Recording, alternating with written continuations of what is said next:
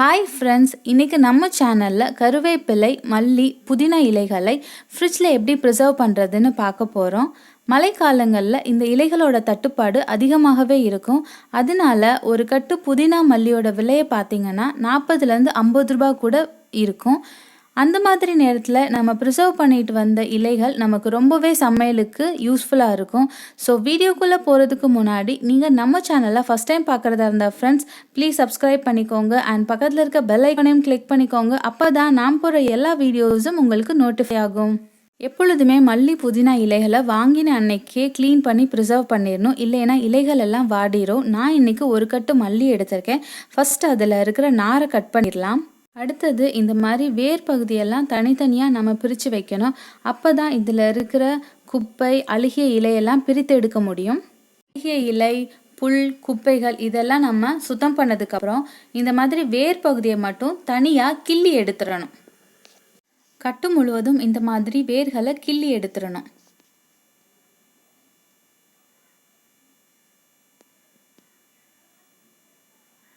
மல்லிக்கட்டில் இருந்த எல்லா தேவையில்லாத இலைகள், குப்பைகள் எல்லாம் நம்ம நீக்கியாச்சு. இப்போது நம்ம கலெக்ட் பண்ணியிருக்க இந்த இலைகளை தான் நம்ம தண்ணியில் நல்லா அலசி எடுத்துக்கணும்.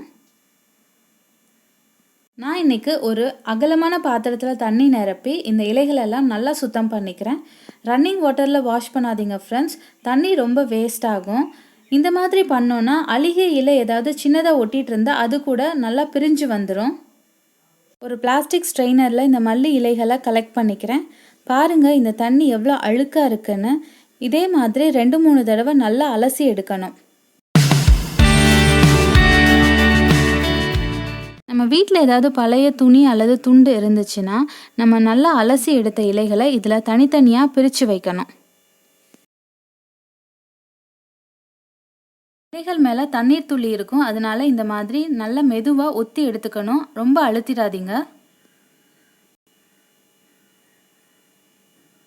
மல்லி இலைகள் எல்லாம் இந்த மாதிரி நல்லா அந்த துண்டு முழுவதும் பரப்பி விடணும். ஃபேனுக்கு அடியில் ஒரு 10 நிமிஷம் வச்சோன்னா நல்லா காஞ்சிரும். அதுக்கப்புறம் நம்ம ஸ்டோர் பண்ணிடலாம். இலையில இருக்க ஈரம் காயிரம் வரைக்கும் நம்ம டைம் வேஸ்ட் பண்ணாமல் அடுத்தது புதினா கட்டை க்ளீன் பண்ண ஸ்டார்ட் பண்ணிடலாம். இந்த மாதிரி நீங்கள் டைம் மேனேஜ் பண்ணி ஒர்க் பண்ணிங்கன்னா உங்களுக்கு இதை க்ளீன் பண்ணுறது ஒரு பெரிய ப்ராசஸாகவே இருக்காது ஃப்ரெண்ட்ஸ். புதினா கட்டை க்ளீன் பண்ணுறது ரொம்ப ஈஸி ஃப்ரெண்ட்ஸ். இதில் இருக்க பழுப்பு இலை மஞ்சள் நிறத்தில் இருக்கும், அழுகிய இலைகள் மேலே கருப்பாக இருக்கும். இந்த மாதிரி ஏன் ஸ்டெப் பை ஸ்டெப்பாக சொல்கிறேன்னா குக்கிங் பிகினர்ஸ்க்கு இந்த வீடியோ ரொம்பவே யூஸ்ஃபுல்லாக இருக்கும். அடுத்தது நம்ம இலைகளை இந்த மாதிரி கீரை அல்லது கருவேப்பிலை உருவுற மாதிரி நல்லா உருவி எடுத்துடலாம். மேலே இருக்க கொழுந்து அப்படியே கிள்ளி எடுத்துடலாம். ஸோ இப்படி தான் ஃப்ரெண்ட்ஸ் இந்த கட்டு முழுவதும் நம்ம க்ளீன் பண்ண போகிறோம்.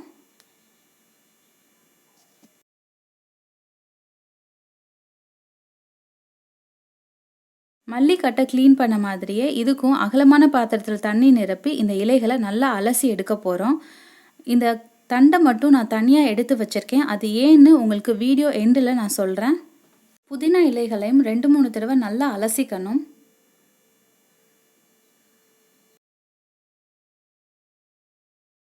தண்ணி எவ்வளோ அழுக்காக இருக்குன்னு பாருங்கள். இதையும் ஒரு துணியில் நல்லா பரப்பி ஃபேனுக்கு அடியில் ஒரு 10 நிமிஷம் காய வச்சுக்கணும்.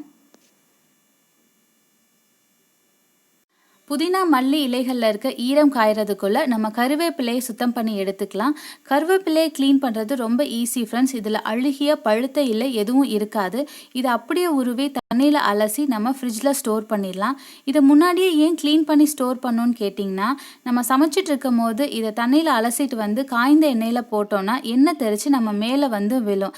இதை தவிர்க்கிறது நல்லது. ப்ளஸ் நம்ம இன்ஸ்டண்ட்டாகவும் கருவேப்பிலையை யூஸ் பண்ணிக்கலாம். கருவேப்பிலையை 2 தடவை அலசினா போதும். 10 மினிட்ஸ் ஆச்சு. பாருங்கள் நம்ம மல்லி இலைகளில் இருக்க ஈரம் எல்லாம் நல்லாவே காஞ்சிருச்சு. இப்போ நம்ம இதில் இருக்க தண்டு பகுதியை மட்டும் தனியாக கட் பண்ணி எடுத்துக்கிறோம். இதை நம்ம வேஸ்ட் பண்ண வேண்டாம், நம்ம ரசத்துக்கு யூஸ் பண்ணிக்கலாம். இலை பகுதியை ரஃப்பாக நான் கட் பண்ணி ஸ்டோர் பண்ண போகிறேன்.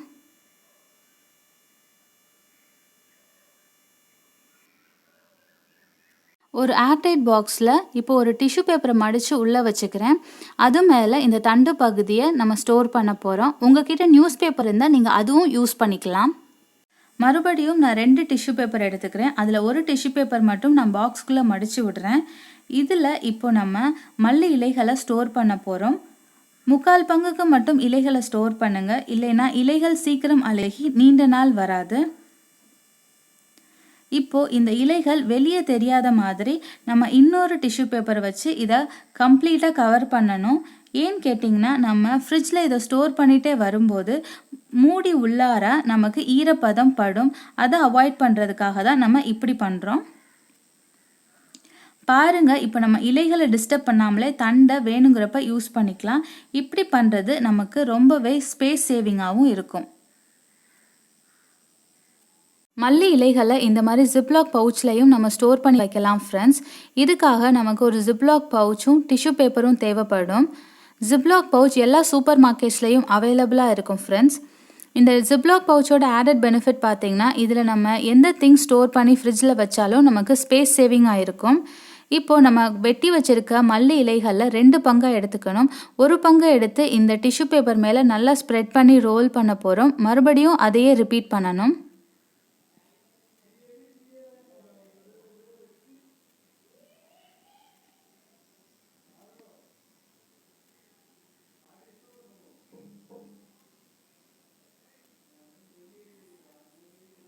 நல்லா ப்ரெஸ் பண்ணிவிட்டு ஜிப்லாக் பவுச்சை க்ளோஸ் பண்ணிடணும். அப்போ தான் நமக்கு இலைகள் நீண்ட நாள் வரும்.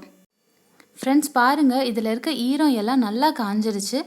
மல்லி இலைகள் மாதிரி புதினா இலைகளையும் நம்ம ரஃப்பாக கட் பண்ணி எடுத்துக்கலாம்.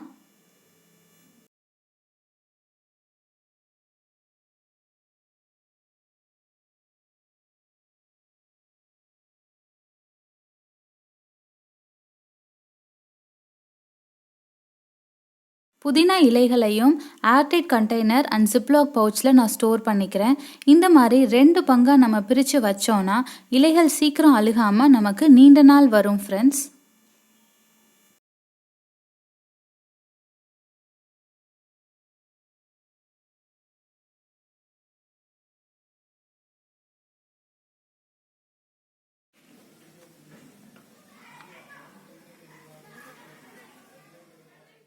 டிஷ்யூ பேப்பர், நியூஸ் பேப்பருக்கு பதிலாக இந்த மாதிரி துணி பைகளை கூட நீங்கள் கட் பண்ணி யூஸ் பண்ணலாம். இது கூட ஒரு விதமான DIY தாங்க. இப்போ வாங்க நம்ம கருவேப்பிலையை ஸ்டோர் பண்ணிடலாம். நான் இன்னைக்கு எல்லா கருவேப்பிலையும் ஒரே பாக்ஸில் ஸ்டோர் பண்ண போகிறேன்.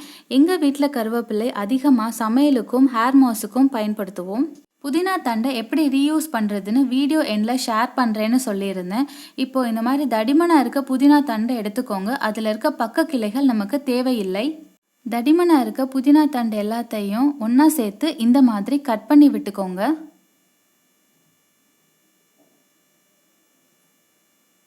கிளாஸ் ஜாரில் 1/2 பங்கு தண்ணி நிரப்பி நம்ம கட் பண்ணி வச்ச புதினா தண்டுகளை இதில் சேர்த்துக்கிறேன். இப்படி செய்வதால் இதுலேருந்து சீக்கிரம் இலைகள் முளைக்கும். நமக்கு வீட்டிலையே ஆர்கானிக் மின்ட் லீவ்ஸும் கிடைச்ச மாதிரி இருக்கும். ஃப்ரெண்ட்ஸ், இந்த மாதிரி சின்ன சின்ன விஷயங்களுக்கு நேரம் செலவழித்து பொருட்களை வீணாக்காமல் நீங்கள் சேமிக்கிறத பார்த்து வளர உங்களது குழந்தைகளுக்கும் மறைமுகமாக நீங்கள் எந்த ஒரு பொருளையும் வீணாக்காமல் சேமிக்கணுன்ற எண்ணத்தை கற்றுக் கொடுக்குறீங்க.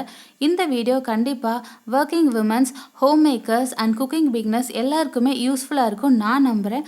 உங்களோட கமெண்ட்ஸ் அண்ட் ஃபீட்பேக்கை மறக்காமல் என் கூட ஷேர் பண்ணுங்கள். உங்களோட ஃப்ரெண்ட்ஸ் அண்ட் ஃபேமிலிஸ்க்கும் நம்ம சேனலை சப்ஸ்கிரைப் பண்ண ரெக்கமெண்ட் பண்ணுங்கள்.